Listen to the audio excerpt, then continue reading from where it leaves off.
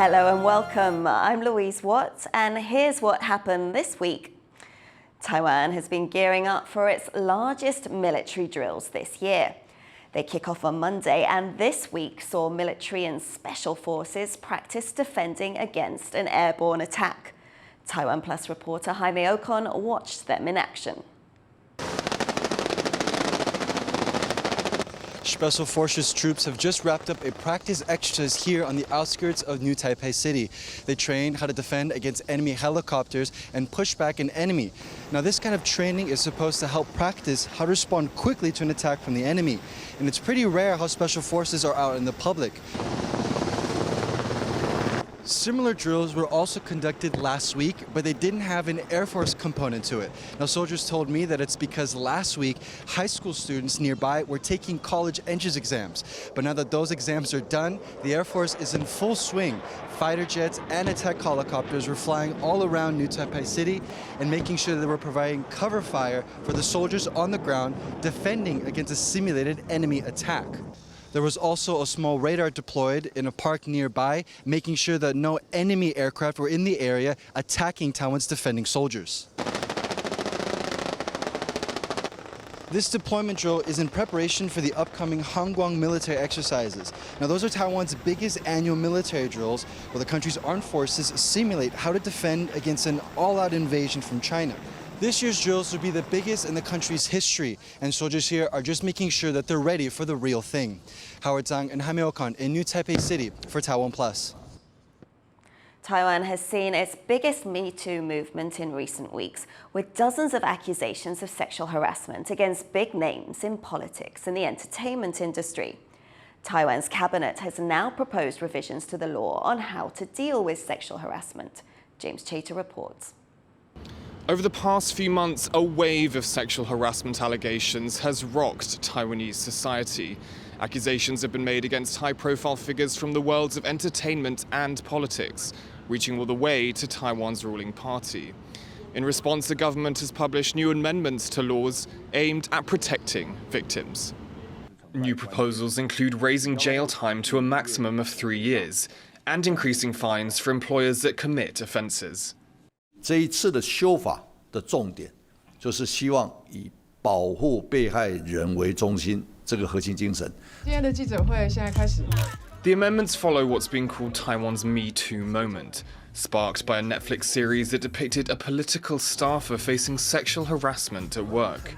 The show has inspired more than 100 accusations in real life, but rights groups said existing laws don't protect those who come forward. 他会说。我就是想要告那个行为人，可是，在现行的法律系统里面，他没有办法按照性骚扰防治法去提出申诉，就因为我们大家都在做切割。The new proposals still need to be passed by Taiwan's legislature, but lawmakers are hoping this wave of public pressure will be what's needed to enact lasting change. Andy Xue and James Chater for TaiwanPlus. Taiwan is getting ready for elections, even though they're not till January.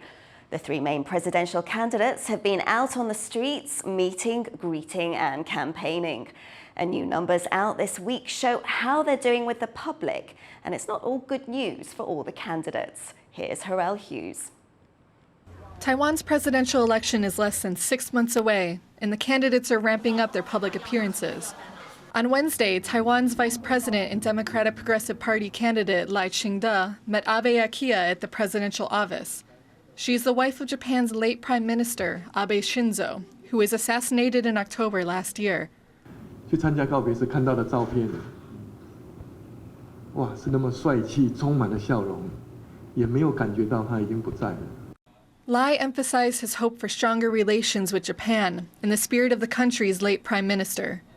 A poll showing the levels of support for each presidential candidate was also released this week. It puts Lai in the lead with 38%. He's followed by Taiwan People's Party candidate Ko Wen-je, who is just over 28%, and Kuomintang candidate Ho Yo-i coming in third at around 21%. But now there's been speculation of an alliance between the TPP and KMT, Taiwan's two main opposition parties. The TPP's Ke said the alliance could be made in the coming months. KMT candidate Ho Yo-i responded, 柯文哲的声音我听到了下架，无能没有作为又贪腐的民进党政府，这才是我们最重要的目标。 Unifying non-DPP votes has been a challenge for the KMT. And with Ho's low polling numbers, many in his party have begun to question his potential candidacy. Billionaire and Foxconn founder Terry Guo is still waiting in the wings, hoping the KMT will consider him for the ticket. The KMT will hold its National Congress on July 23rd and will formally nominate a candidate then. Ho Yo-ii is still expected to be chosen. And with only half a year to the election, the question of whether the DPP can maintain their lead against an opposition alliance may soon be answered. Klein Wang and Harrell Hughes for TaiwanPlus. Taiwan's first trial with lay or citizen judges took place this week, but the new system is already causing concerns. I spoke to Jin Menghua, a law professor involved in drawing up the Citizen Judge Act. The citizen judge system was touted as a way to get more people involved in Taiwan's justice system. But in this trial in New Taipei, almost 2/3 of people who were called up were no-shows. What's going wrong? I think a lot of people didn't show up is quite alarming for the Judicial Yuan. And I suspect a lot of people still don't know anything about the new citizen judge system. And I suspect that most people don't know that if you don't show up, you might be fined by the court. So I think the Judicial Yuan should focus more resources on educating the public. And especially they should talk to some of the big companies in Taiwan so they can get on board and support the cause by allowing their employees to answer the call when the time comes. Do you think this is just teething problems, or is it a sign that the system may be flawed? Well, I wouldn't say that at this early stage that this system is flawed, but I do think that more communication is required for people to stop being afraid to go to court and prioritize this obligation.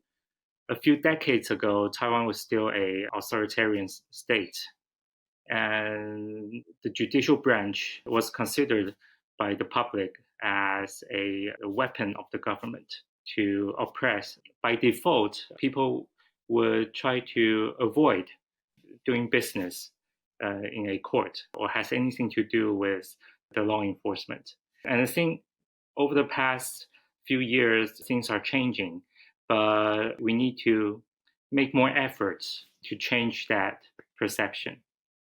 There's been some criticism about the tight scheduling of this trial. Is that criticism that you share? 3 days is rather short.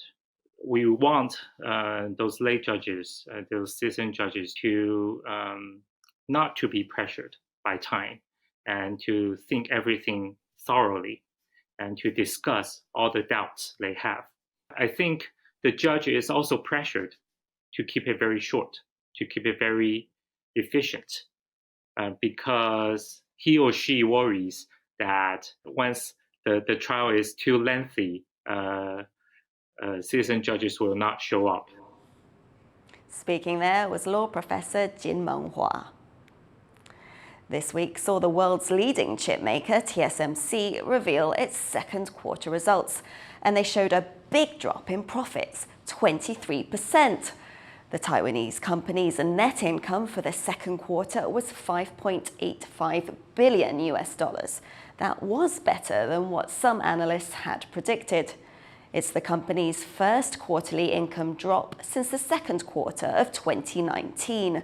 TSMC makes chips for, among other things, consumer electronics, and right now there's a low demand for those. 4 of Taiwan's few remaining diplomatic allies are island nations in the Pacific. They're at particular risk of climate change, and a forum in Taipei this week focused on how to help them adapt. Sally Jensen went along and sent us this. The the Asia-Pacific is one of the regions around the world that's most vulnerable to the impacts of the climate crisis.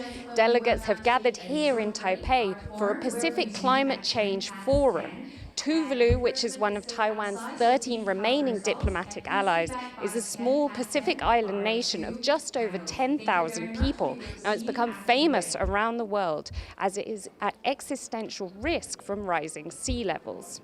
Representatives from Taiwan's Pacific Island allies, Tuvalu, the Marshall Islands, Palau and Nauru, signed a joint statement with Taiwan's Foreign Minister Joseph Wu. It aims to strengthen cooperation and climate diplomacy between these countries, which are at high risk from climate impacts. It also establishes a climate fund for Taiwan's Pacific allies. This is set to be launched at the COP28 Climate Summit later this year. We must continue to push for global solidarity, and especially those countries with the capacity and resources to control and limit global warming below 1.5 degrees. Technical exchanges like these between Taiwan and its Pacific allies are part of a set of agreements to help Pacific Island nations adapt to and mitigate the effects of the climate crisis. Now, Taiwan is not immune to the impacts of rising sea levels, for example. There's also the risk of more intense typhoons, droughts, and heat waves. And Taiwan is not part of formal UN climate mechanisms, so it cannot participate in international climate negotiations. But it hopes that by holding exchanges like these with its Pacific allies, it will help bolster its own and also its allies' defenses against the increasing impacts of the climate crisis. Patrick Chen and Sally Jensen in Taipei for TaiwanPlus. Statistics this week show Taiwanese are getting married later than ever before. It's part of a wider shift that's left Taiwan with one of the lowest birth rates in the world. Stash Butler reports. A Taipei bride-to-be gets ready for her big day. But for sellers of wedding dresses like this, business is tough because fewer Taiwanese are getting married, and when they do, it's much later in life. 从早期大概30-40年前，18岁到25岁，现在的平均结婚年龄，我们公司来讲的话，大概30到35岁。以前很少看到40岁到50岁一婚的新人，但是现在其实还蛮多的。 Taiwan's age of marriage has risen steadily over the last decade or so, from about 30.5 years old in 2010 to over 31.5 last year. That's a new record. Here, marriage comes with the expectation of buying a home and starting a family. And with house prices among the highest in the world, that's a step many young people say they can't afford to take. 金钱方面吧，因为现在花费很多，然后养小孩也是花费越来越高。经济状况跟 物价、房价，对我个人会觉得没有一定的基础，不敢结婚。我身边朋友好像都还没结婚。The shift to later marriage is linked to another trend: Taiwan's dwindling birth rate. Fertility rates vary hugely around the globe, and according to one survey, Taiwan's is the lowest of them all, at just over 1 child per woman. That's below even its neighbours: South Korea, Singapore, Japan, and China. The older people get, the harder it becomes to have children. So, to boost fertility among older women, 2 counties started giving out subsidies this year for women to freeze their eggs. But it's slow progress. 112年截至7月17日，总共有68人申请，其中以36岁到40岁为多数，总共有45人申请。 Local authorities are working to help women have children later in life to boost Taiwan's birth rate overall. But as the age of marriage drifts ever northwards, they may well be fighting a losing battle. Eason Chen and Stash Butler for TaiwanPlus. Thank you for watching. Here's what happened. Remember to download the TaiwanPlus app for more stories from Taiwan and around the world.